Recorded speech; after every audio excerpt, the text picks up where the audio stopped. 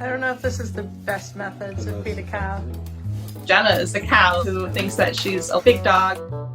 She has her own window to get attention pretty quickly. And knocking on the window is definitely one way. If we leave, like, she's very dramatic and very upset about us. She's just got this attitude like no other animal that I've ever met. It's the Jenna show. Little thing. Is that my Christmas kisses? Jenna came when she was 3 days old. We wanted to rescue a dairy cow that any farmer would just sort of give up for free. And Jenna was born with a twin brother, which means that there's like a really high chance that they'll never have babies. And so typically on farms, they just don't need them. I came down to North Carolina in like SUV, loaded Jenna into the back of like this car. She was just like this cute little ball of fluff back there. And she was definitely very timid, not sure what was happening. There was definitely a shyness to her. But she clearly was slowly showing some of her Jenna personality right away. She was still just like a baby. We love to do all sorts of things together. Jenna! And she'll follow us if we're in like cleaning the chicken area or something. I play the guitar, and as soon as I sit down singing a song, first thing she wants to do is just put her head over me in some way. She's just like happy and relaxed. She closes her eyes and just goes to sleep. Occasionally she'll forget how big she is, but she's never actually hurt me. She is just like a little 1,400-pound lap puppy. Jenna is really special and she does have all this personality, but she also is just a regular cow. And so there probably are, tons of Jennas. And it's so sad that those are sort of, snuffed out. Cows are excited to see you. They're sad when you leave. They want affection and attention, and they're playful. I didn't really expect that sort of connection and interaction, but it's just like being two best friends.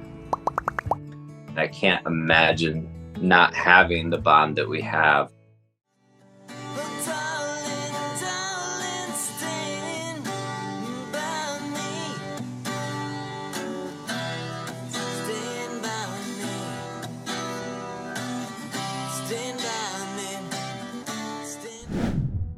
Seeing Sophie in that state, it was really, really hard. She did not want to interact with people, really.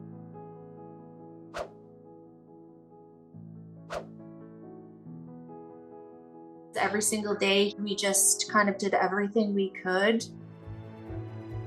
That is actually when we found out that she was also pregnant.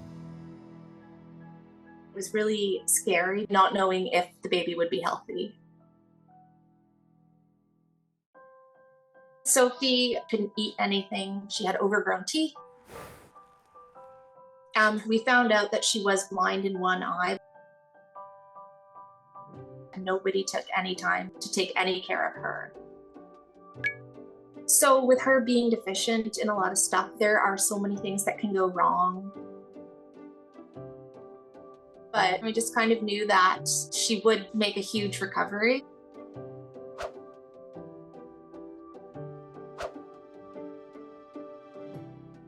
But he was just like this tiny little miracle baby, and he was running laps around the stall already. He just had these super long legs. With Theo, we noticed back legs, unfortunately, were pretty wonky at first.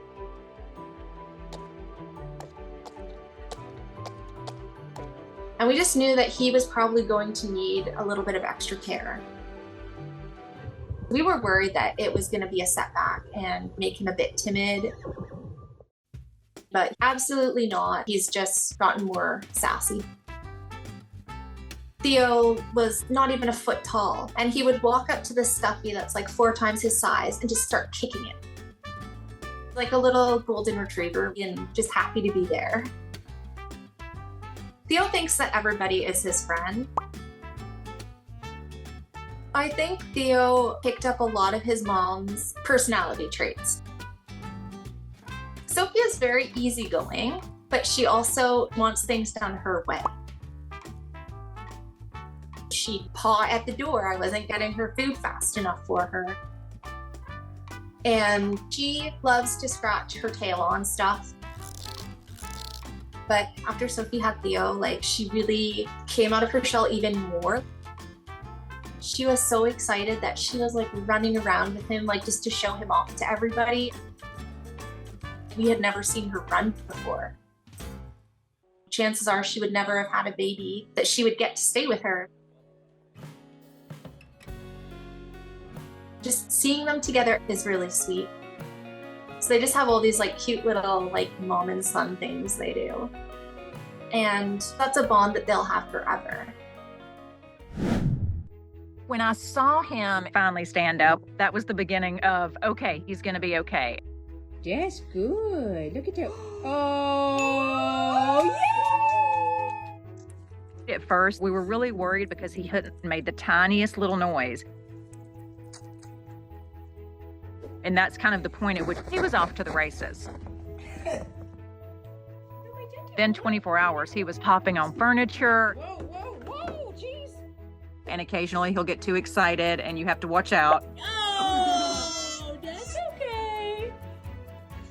But I was desperate to save him, especially since his brother and sister had passed. I had been up all night with some of my goats in labor. On the coldest day of the year, sometimes with first-time mothers, they just don't do a good job in making sure they get warm, and that was what had happened. All three had frozen in the night, but I looked at the third one and it made the tiniest little noise. Immediately swooped him up, ran into the house, woke all my kids up. I said, y'all got to get downstairs and we got to try to save this goat. Then I made him a bottle. Most baby goats will stand up the moment they're born. And we were on day 2 of him not standing up. So when he stands up, he's proud, we're all so relieved. Good. Look at that. Oh.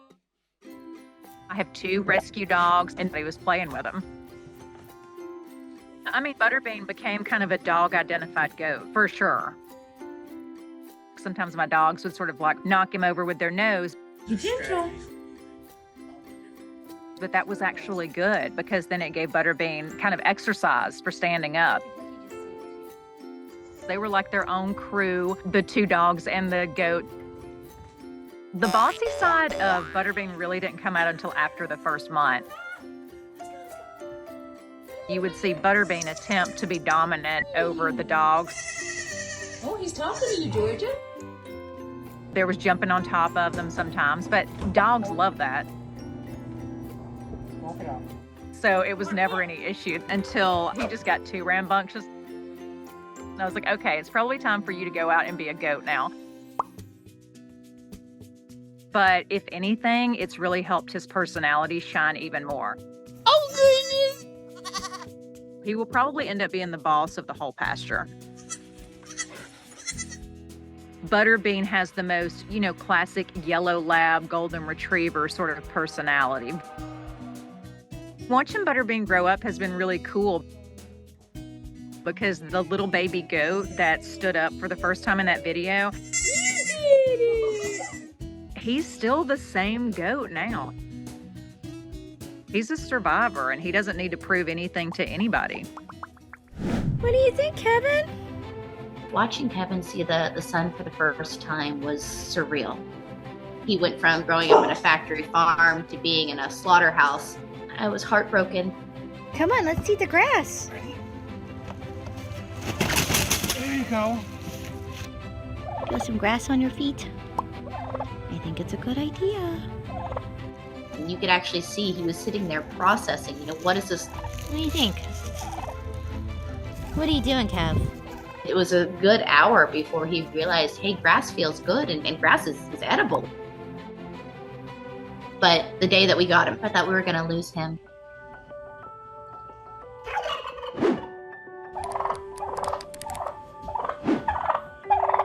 Every year, right before Thanksgiving, there's a rescue group go and they try to rescue several turkeys. Well, then what happened? So in Kevin's particular year, they were able to go and they rescued him. He was just in really bad shape. I know.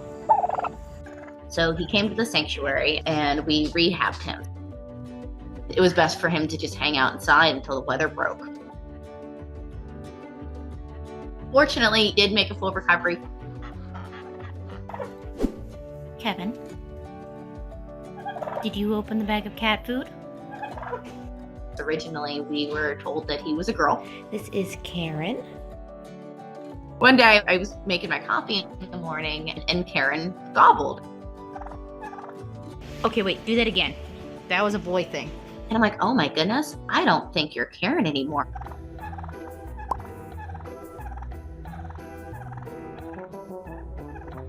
I don't know if he really truly understands he's a turkey. I can't carry you that far. Come on, Kev. He just became a household member. He would join us for dinner. He would watch TV with us if we sat on the couch. You're being rude. But gradually, we would give him more and more time out. Couple minutes. He was starting to learn how to be a turkey, and that was amazing. Now, he does have a girlfriend, and they're inseparable. What? Oh, is this what you want?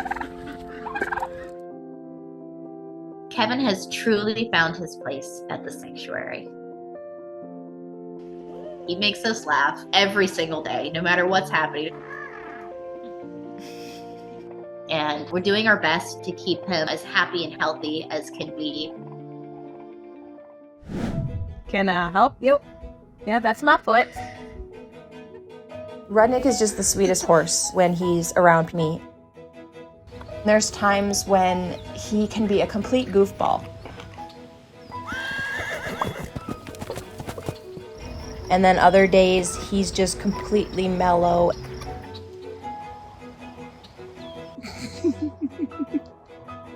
What are you doing? Now we're going into 5 years together, and the relationship we have today is nothing that I could have ever imagined. The first day I saw him was at the rescue. He was a little underweight. His mane was full of burrs. He had chunks of hair falling out. He was scared of people. But there was something in his eyes. I just knew I had to bring him home. Those first couple of months were really difficult. He didn't want anything to do with me. He was going as far away from me as he could. And that was something that was going to take us a long time to work on. I deserve that. The biggest thing in the early days was basically to show him I was harmless. I would just sit on the ground in the middle of the field and let him sniff around me. I was very much trying to give him his space. It was like a baby step at a time.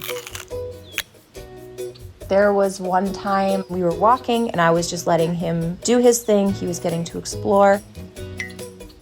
And he would let me walk up to him and very carefully could I touch him.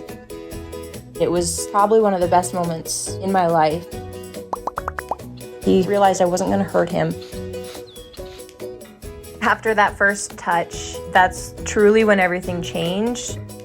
Oh, hi. What you doing? He was definitely more excited to be spending time around me. Hi! Don't eat me!